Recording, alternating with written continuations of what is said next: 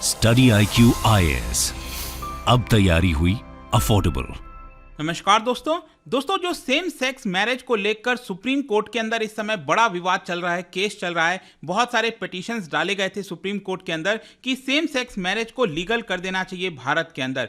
इसको लेकर साफ है कि जो सेंट्रल गवर्नमेंट है उन्होंने अपनी तरफ से अपोज किया है और बहुत ही जल्द, क्योंकि कल जो यहां पर हियरिंग हुई थी सुप्रीम कोर्ट में वो 6th डे ऑफ हियरिंग था और अगले हफ्ते या फिर 1-2 हफ्ते के अंदर जो है सुप्रीम कोर्ट के द्वारा फैसला आ सकता है कि सेम सेक्स मैरिज का क्या स्टेटस होगा भारत में। अब वो जो होगा तब होगा, लेकिन सेंट्रल गवर्नमेंट का ओपिनियन काफी इंपॉर्टेंट रखता है, मायने रखता है सुप्रीम कोर्ट में। और यहां पर कल जो है सेंट्रल गवर्नमेंट ने एक्सप्लेन किया कि वो अपोज क्यों करता है, सेंट्रल गवर्नमेंट क्यों नहीं चाहती कि सेम सेक्स मैरिज को अभी लीगल किया जाए भारत में। वो सारी चीजें मैं आपको डिटेल से बताऊंगा। देखो, इसको लेकर हमने कई सारे वीडियोस बनाए हैं, पहले के बारे में चर्चा किया है कि क्यों इसको सेम सेक्स मैरिज को लीगल होना चाहिए, पेटिशनर्स का क्या आर्गुमेंट है वो हमने बताया। लेकिन आज के वीडियो में सेंटर का जो ओपिनियन है वही मैं आपको बताऊंगा। चलिए आगे बढ़ते हैं, लेकिन उससे पहले ध्यान रखिएगा, अगर आप यूपीएससी 2024 की प्रिपरेशन कर रहे हैं तो ये वाला जो बैच है जिसके अंदर प्रीलिम से लेकर इंटरव्यू तक की पूरी तैयारी कराई जाती है वो आप ले सकते हैं। हमारे वेबसाइट ऐप पर जाना है या फिर कमेंट सेक्शन में इसका लिंक दिया है, वहां पर जाकर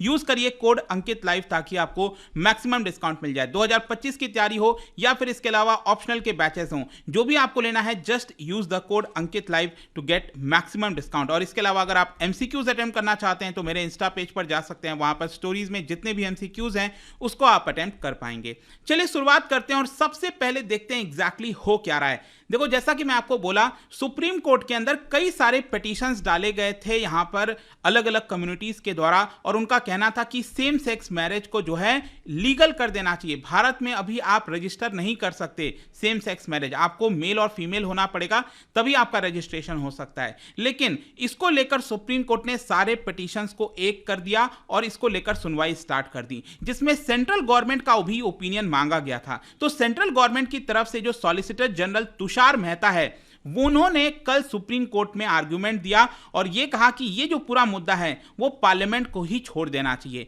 तो सेंट्रल गवर्नमेंट क्या कह रही है, क्या रीजन दे रही है, वो एक एक करके हम देख लेते हैं। लगभग 5 के आसपास मेन रीजन है।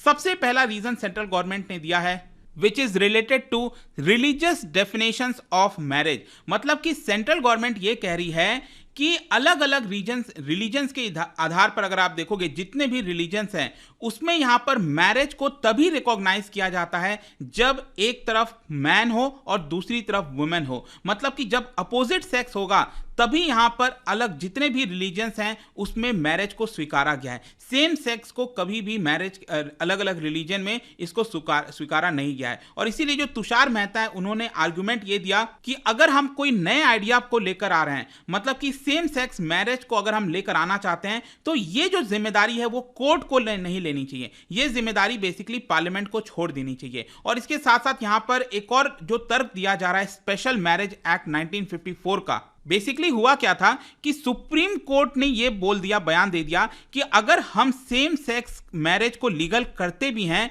तो वो आपका स्पेशल मैरिज एक्ट के तहत होगा। तो हिंदू मैरिज एक्ट हो गया, मुस्लिम पर्सनल लॉ वगैरह हो गया, उसके अंदर हम चेंजेस नहीं करेंगे, वो जैसे चलता था वैसे ही चलेगा। लेकिन जो स्पेशल मैरिज एक्ट है, आपको याद होगा ना, अभी यहां पर स्पेशल मैरिज एक्ट के तहत जो शादियां की जाती हैं उसमें इंटरकास्ट मैरिज हो गया, अलग अलग रिलीजन के जो फेथ के लोग हैं वो यहां पर कर सकते हैं। तो बाकी जितने भी लोग जो पर्सनल लॉ के माध्यम से मैरिज नहीं करना चाहते वो स्पेशल मैरिज एक्ट 1954 के तहत कर सकते हैं। तो सुप्रीम कोर्ट ने यह कहा कि हम सिर्फ इसी के अंदर यहां पर जो सेम सेक्स मैरिज है उसको लीगल करेंगे अगर करेंगे तो। लेकिन यहां पर सेंट्रल गवर्नमेंट का कहना है कि देखिए जो स्पेशल मैरिज एक्ट है वो कोई आसमान से नहीं टपका है। सेंट्रल गवर्नमेंट ये कह रही है कि ये जो एक्ट आया था वो भी कहीं ना कहीं जो पर्सनल लॉज हैं, अलग अलग जो रिलीजियस पर्सनल लॉज हैं, हिंदू मैरिज एक्ट, मुस्लिम पर्सनल लॉ, उन्हीं के थ्रू ही बनकर ये आया है। तो आप ऐसा नहीं कह सकते कि हम स्पेशल मैरिज एक्ट के अंदर कर देंगे और इसका इधर कोई प्रभाव नहीं पड़ेगा। फिर इसके साथ साथ एक और जो आर्गुमेंट दिया जा रहा था कि जो गवर्नमेंट है, जो स्टेट है, उसका कोई भी रोल नहीं होना चाहिए मैरिज के अंदर। तो इसका जवाब दिया है सेंट्रल गवर्नमेंट ने और कहा है कि हम लेजिटिमेट इंटरेस्ट रखते हैं। मतलब कि आप सरकार को यह नहीं कह सकते कि आपका कोई इसके अंदर रोल नहीं होगा।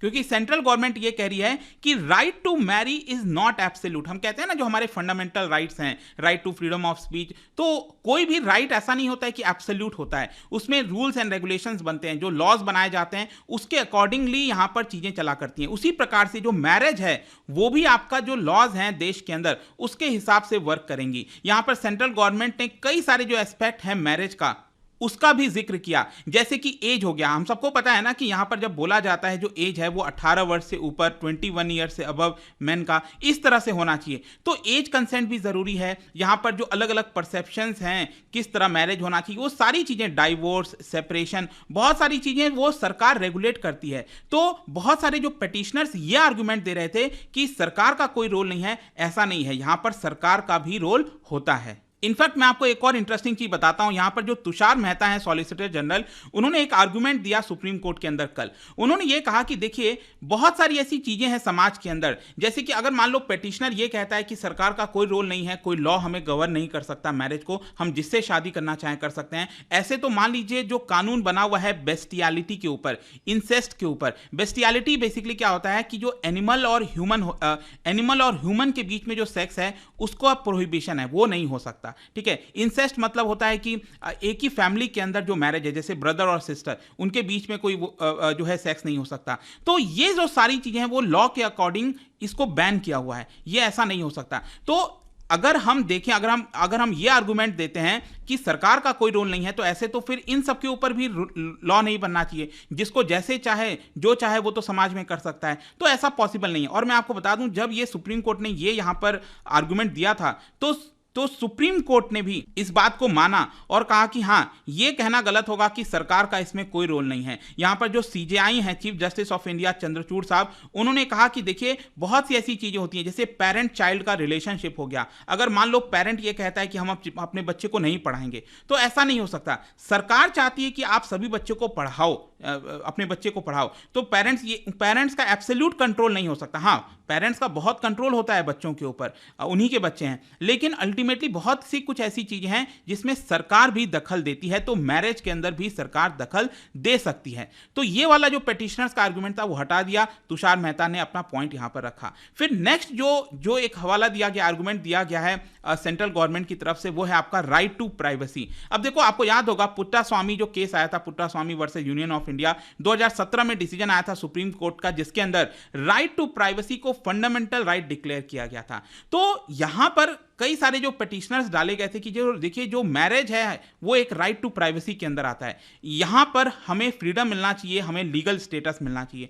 तो यहां पर जो सेंट्रल गवर्नमेंट है उन्होंने कहा कि देखिए इक्वल प्रोटेक्शन जो है वो डिमांड करता है protection of identity of every individual without discrimination. मतलब कि सेंट्रल गवर्नमेंट ये कह रही है कि देखिए राइट टू प्राइवेसी एग्जिस्ट करता है, लेकिन इसका मतलब ये नहीं है कि राइट टू प्राइवेसी को आप मैरिज से जोड़कर देखो। जो एक इंटीमेट जोन होता है, जो दो पार्टनर्स के बीच में सेक्स होता है, हम उसके अंदर दखल नहीं दे रहे हैं, वो आपका राइट टू प्राइवेसी है। लेकिन जब आप मैरिज की बात करते हो, शादी की बात करते हो, तो ये बेसिकली एक पब्लिक स्टेटस होता है।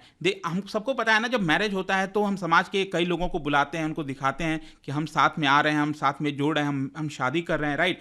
तो ये जो मैरिज वाला जो पूरा कॉन्सेप्ट है वो पब्लिक जोन के अंदर आता है। तो आप उसमें ये चीज नहीं कह सकते कि ये राइट टू प्राइवेसी होगा, ये आपका पब्लिक जोन में आता है, और इसलिए सरकार का भी इसके अंदर रोल होता है। और आप इसको राइट टू प्राइवेसी बोलकर ये नहीं कह सकते कि हमें लीगल स्टेटस मिलना चाहिए। तो यहां पर भी सेंट्रल गवर्नमेंट ने अपना आर्गुमेंट दिया कि राइट टू प्राइवेसी मैरिज में नहीं जा सकती। ठीक है। अब नेक्स्ट यहां पर जो सेंट्रल गवर्नमेंट ने यह कहा कि देखिए फाइनली ये जितनी भी चीजें हैं मैरिज से रिलेटेड वो पार्लियामेंट के ऊपर छोड़नी चाहिए, क्योंकि गवर्नमेंट ये कह रही है कि हमारे देश में डेमोक्रेसी एग्जिस्ट करता है, और डेमोक्रेसी में क्या है कि जो लोग हैं वो अपने आप को रेगुलेट करते हैं। देखो डायरेक्टली, अब मान लो 140 करोड़ का पॉपुलेशन है, तो इसका मतलब तो है नहीं कि 140 करोड़ हर कोई बात कह सकेगा। यहां पर जो 140 करोड़ लोग हैं वो अपने अपने प्रतिनिधि को, जैसे कि एमपी, मेंबर ऑफ पार्लियामेंट को चुनकर भेजते हैं, और member of parliament finally parliament के अंदर डिसाइड करते हैं कि क्या कानून बनेगा, कैसे होगा। तो सेंट्रल गवर्नमेंट ये कह रही है कि अल्टीमेटली यहां पर डेमोक्रेसी के अंदर लोग जो चाहते हैं उसके हिसाब से मैरिज वाली जो चीजें हैं वो उसके हिसाब से होनी चाहिए। यहां पर जो सुप्रीम कोर्ट है वो इन चीजों को डिसाइड नहीं कर सकता। इनफैक्ट सेंट्रल गवर्नमेंट ने, तुषार मेहता ने यह भी कहा कि देखिए बहुत सी ऐसी चीजें हैं यूएस के अंदर भी, यूएस सुप्रीम कोर्ट में, जिसमें हवाला दिया गया था कि जो जुडिशियल रिव्यू के बाहर होती हैं कुछ चीजें, तो मैरिज भी उससे बाहर है। फिर इसके साथ साथ एक और चीज मैं आपको बताता हूं जो सेंट्रल गवर्नमेंट ने आर्गुमेंट दिया है कोर्ट के अंदर, और यह कहा है कि अगर मान लीजिए सेम सेक्स मैरिज को लीगल किया जाता है सुप्रीम कोर्ट के द्वारा, तो इसके बहुत सारे कॉन्सिक्वेंसेज हो सकते हैं। अब कॉन्सिक्वेंसेज क्या हो सकते हैं? बेसिकली यहां पर तुषार मेहता यह कह रहे थे कि एज पर पब्लिक डोमेन में जो इंफॉर्मेशन है उसके अकॉर्डिंग जो LGBTQIA जो अलग अलग कम्युनिटीज होती हैं, लेस्बियन, गे, बाइसेक्सुअल, ट्रांसजेंडर, ये जितनी भी होते हैं ना, वो अगर आप देखोगे अभी आज के डेट में जो माना जाता है वो 72 कैटेगरीज के हैं अलग अलग। अब मान लीजिए अगर सेम सेक्स मैरिज को लीगल कर दिया जाता है तो अब क्या होगा कि इसमें बहुत सारे कॉम्प्लिकेशंस हो जाएंगे, परम्यूटेशंस, कॉम्बिनेशन बैठ जाएंगे। 72 तरह की कम्युनिटी है। अब 72 में कोई किसी के साथ यहां पर मैरिज करना चाहेगा, कोई किसी के साथ करना चाहेगा, तो इससे क्या है कि विवाद आगे चलकर पैदा होंगे। अब विवाद होंगे तो क्या हर एक परम्यूटेशन कॉम्बिनेशंस के लिए यहां पर अलग अलग कानून बनाए जाएंगे, रूल्स बनाए जाएंगे, तो ये बहुत ज्यादा डिफिकल्ट होने वाला है। तो कोर्ट को इससे बचना चाहिए। क्या कोर्ट यहां पर हर एक परम्यूटेशंस कॉम्बिनेशंस के आधार पर नियम बना सकती है, मैकेनिज्म बना सकती है उससे निपटने के लिए? तो ये बहुत डिफिकल्ट हो जाएगा। तो कोर्ट को इसके अंदर नहीं घुसना चाहिए, ऐसा सेंट्रल गवर्नमेंट कह रही थी। और फाइनली जो आखिरी आर्गुमेंट था सेंट्रल गवर्नमेंट का वो ये था कि सेम सेक्स मैरिज को लीगल करने से जो पर्सनल लॉज हैं उसके ऊपर काफी बड़ा इफेक्ट आ सकता है। बेसिकली मैंने आपको स्टार्टिंग में बताया था ना कि सुप्रीम कोर्ट ने ये बोला कि अगर हम सेम सेक्स मैरिज को जो है लीगल करते हैं तो वो स्पेशल मैरिज एक्ट 1954 के अंदर करेंगे, इसको पर्सनल लॉज के अंदर नहीं करेंगे। तो अब यहां पर यही कहा जा रहा है सेंट्रल गवर्नमेंट की तरफ से कि आप स्पेशल मैरिज एक्ट को आइसोलेशन में नहीं देख सकते, क्योंकि स्पेशल मैरिज एक्ट जो बनाया गया था 1954 में, अगर आप उसमें भी देखोगे सेक्शन 19, उसमें साफ साफ लिखा हुआ है कि यहां पर जब भी कोई पर्सन स्पेशल मैरिज एक्ट के तहत शादी करता है तो वो यहां पर अपना फैमिली प्रॉपर्टी के ऊपर जो राइट है वो लूज कर देता है, लेकिन उसका जो पर्सनल लॉज है जैसे कि डाइवोर्स हो गया, इनहेरिटेंस हो गया, अडॉप्शन हो गया, ये सारी चीजें पर्सनल लॉज के अकॉर्डिंग ही यहां पर गवर्न की जाती हैं। तो स्पेशल मैरिज एक्ट को आप पर्सनल लॉ से अलग नहीं कर सकते, वो भी एक दूसरे से जुड़े हुए हैं। तो ये कहना कि हम स्पेशल मैरिज एक्ट के अंदर सेम सेक्स मैरिज को लीगल कर देंगे और पर्सनल लॉ में नहीं करेंगे, ये पॉसिबल नहीं हो सकता। तो ये सारे आर्गुमेंट यहां पर दिए हैं सेंट्रल गवर्नमेंट ने। अब आगे की तरफ से जो भी इंपॉर्टेंट यहां पर विचार आएगा, जो भी कुछ होगा, फाइनल जजमेंट आएगा, वो भी मैं आपको बताऊंगा। बट आई होप कि इससे आपको काफी कुछ जानने को मिला होगा। और जाने से पहले एक इंटरेस्टिंग क्वेश्चन, क्या आप बता सकते हो कि विच ऑफ द फॉलोइंग, इन चार में से which of the following does the special marriage act 1954 not support? इनमें से स्पेशल मैरिज एक्ट 1954 कौन से चीजों को सपोर्ट नहीं करता है, ये आपको बताना है। इसका राइट आंसर आप सबको पता है, मेरे इंस्टाग्राम पर तो मिलेगा ही, वहां पर अगर आप नहीं हो कोई बात नहीं, टेलीग्राम से भी ले सकते हैं इसका सही उत्तर। मैं कई सारे जो एमसीक्यूज हैं वो यहां पर स्टोरीज में डालता रहता हूं। बाकी अगर आपको पीडीएफ चाहिए तो टेलीग्राम पर आइए, अलग अलग सोशल मीडिया पर आप जुड़ पाओगे। और जैसा मैंने बताया था, यूपीएससी की अगर आप तैयारी कर रहे हो, just use the code Ankit live to get maximum discount. And I hope की वीडियो आपको पसंद आया होगा। मिलता हूं आपसे next time, till then thank you very much, see you soon. Study IQ IAS, अब तैयारी हुई अफोर्डेबल।